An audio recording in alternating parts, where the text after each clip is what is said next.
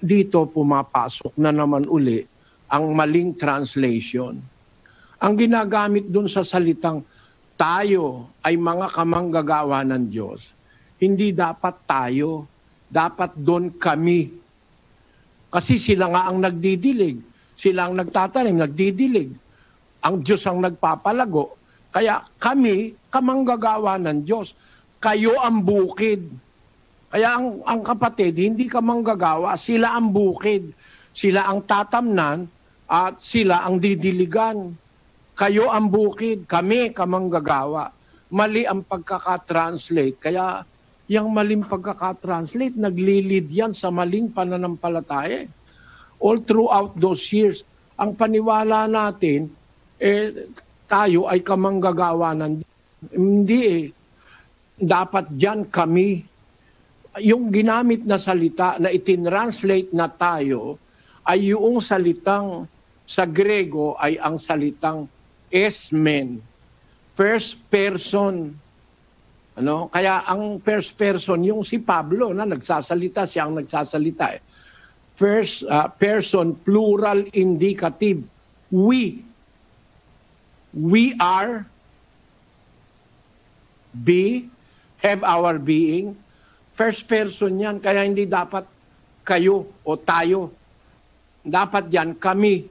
Sila kasi ni Apollos at saka ni Pablo, sila ang nagdidilig. Si Apollos ang nagdidilig, si Pablo nagtatanim, si Apollos nagdidilig, ang Diyos ang nagpapalago. Kaya kami, sabi ni Pablo, ay kamanggagawa ng Diyos. Si Apollos at saka si Pablo, kamanggagawa kami ng Diyos. Kayo ang bukid ng Diyos. Ang coherence, napakaganda.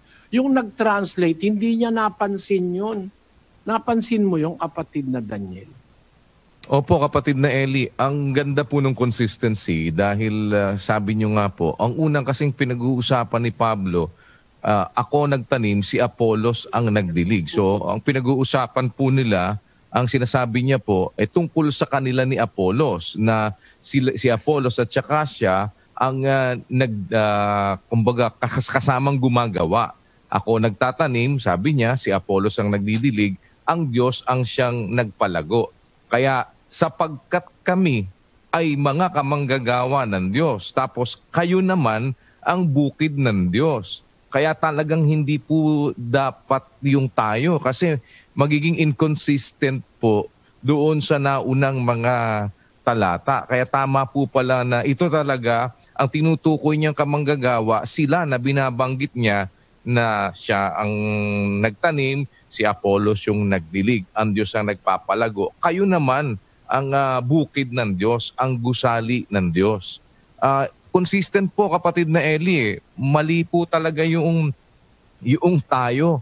Tagal na din po naming alam na pag ginagamit pa nga po natin sa mga kapatid, tayo kamanggagawa ng Diyos.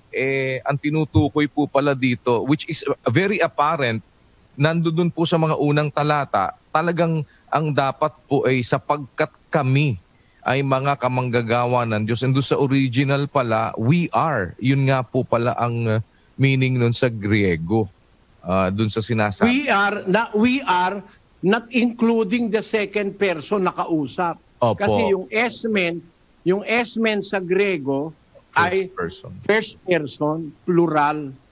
Hindi kasama yung kausap kasi second person na yun eh. Mga taga-Korinto eh. Yan. Tingnan mo, sabi ni Pablo. Naku, sabi ni Brad Josel, mukhang ayan na. Di ba? Bakit? Sabi, tayo'y kamanggagawa ng Diyos. Mukhang ayan na. Tama ba, kapatid na Josel? 3:9, ikaw na bumasa. Parang naiinip ka na yata Opo, kuya. Sapagkat tayo ay mga kamanggagawa ng Diyos.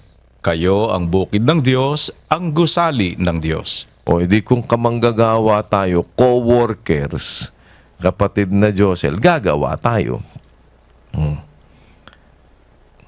Tama po, kuya. Anong gagawin natin? Anong gagawin natin?